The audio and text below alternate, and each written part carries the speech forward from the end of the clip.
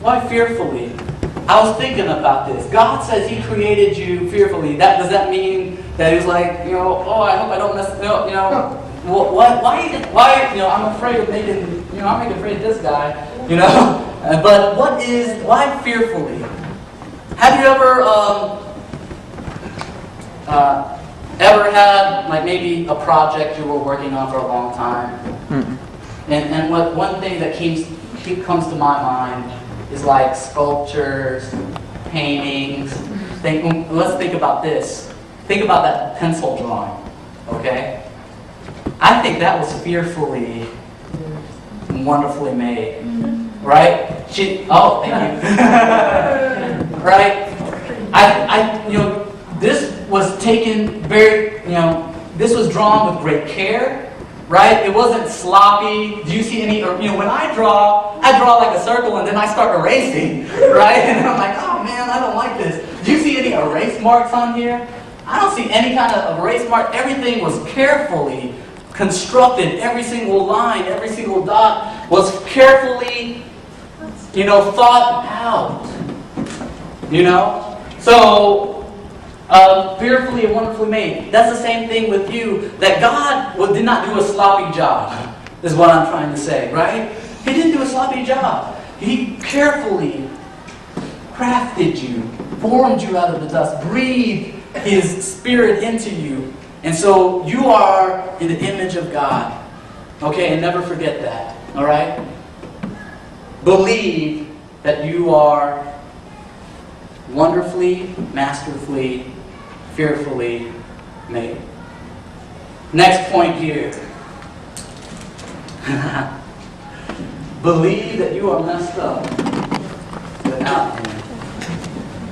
Okay? What does that really mean? Believe that you are messed up without God. I try to put that in a way so that you can say, what? That's kind of a shocking statement. Why would you ever say that? What am I really trying to say is this. Is that without God, we would be a big mess. Okay? We would be a wreck. A total train wreck without God. In fact, to illustrate this, next slide, please. There. Okay? There's a train. There's a car. There's a wreck. That's you without God. Your life would be a total wreck. Okay? Without Him. Now, you might be asking, isn't God everywhere? Isn't He in our hearts? So how can we be without Him? How many knows here that when God created you, God has placed a choice before you? Right? You can choose to follow Him or you can choose to turn away. You can choose to obey or you can choose to disobey. You can choose to accept Him or you can choose to reject Him. You understand that?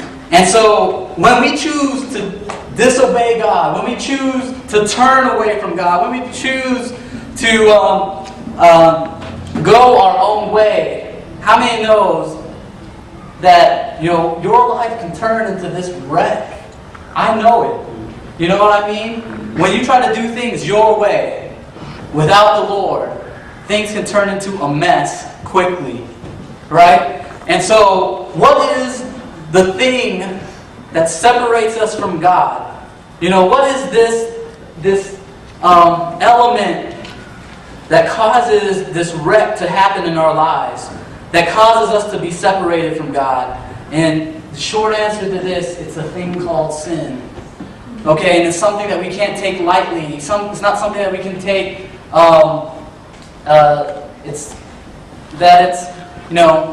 Nowadays, this word called sin is normal in daily life and daily culture. You know what I mean? When I talk to people, and let's say that they go up to Now I don't want to put anybody on the spot. Well, I don't think he'll ever find out. But I have a friend, okay? All right, and this is a long time ago. This is when I was in high school. So how much worse is it today? This is what they would do.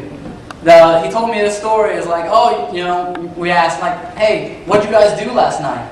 And they would say, oh man, we all went out to CiCi's. Like, oh yeah, CiCi's. Yeah, I love that buffalo chicken pizza. That's awesome. And they're like, yeah. And what's even more awesome is that we got in for free. Like, oh, for free? How'd you do that? Who hooked you up with a free? Oh, he's like, well, this is what we did. You know, we just pulled up into the CC's. We got out and we went straight to the restroom. Okay? And then they waited there for a little while. They went out, took a plate, and started having a buffet. And I'm like, man, you didn't pay for your buffet? They're like, no. Isn't it awesome? I'm like, no. That's not right, man. That's not right. And see, that's what the world that you live in today. They think that if they can take advantage of somebody else, that it's a good thing. They twisted the meaning of good. If you can get something for free, even if it cheats somebody else, if you can lie and get away with it, they say awesome. They say, man, that is good. And that's why even up to our, we can get into Congress, and we can get into the politicians, and we can get into businessmen and CEO. Even up to that, the heart is the same. And they will try to get away with it. Get away with deception, get away with lies, get away with cheating, get away with all those kind of things.